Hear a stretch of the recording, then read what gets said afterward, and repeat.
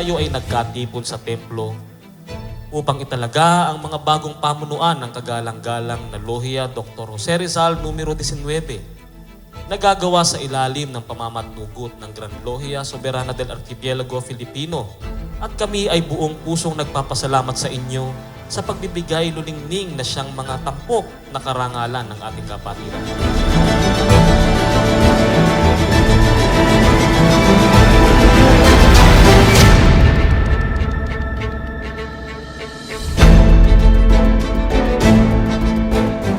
Sa masonerya, mga kapatid, ay walang ibang mga katuroang itinuturo maliban sa maalindog na panuntunan ng dakilang kabutihang asal na nakasalalay sa simulaing ibigin mo ang iyong kapwa na tulad sa pag-ibig mo sa iyong sarili.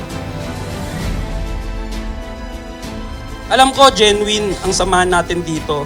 So, gagawin ko lahat ng kaya ko na ma-preserve ang tradition natin at lumago pa tayo sa ating inang Lohia. And now, I play the vital role of this lodge to guide and influence individuals towards a common vision, goals, and aspirations. And I will take responsibility for this. As I always say in our lodge, we don't see each other about the position or title, but rather a mindset and a responsibility that we all possess. To embrace the true leadership goes beyond authority.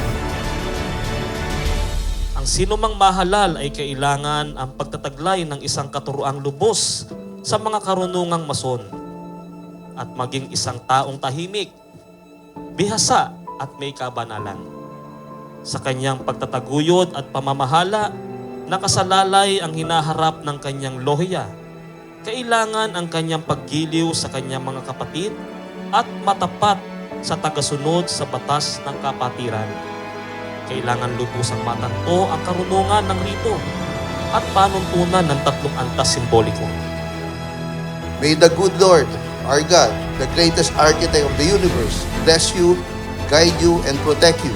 May all your plans be blessed with great opportunities and success. And may we, JP Rizal Lodge, be blessed as a family to be stronger and united.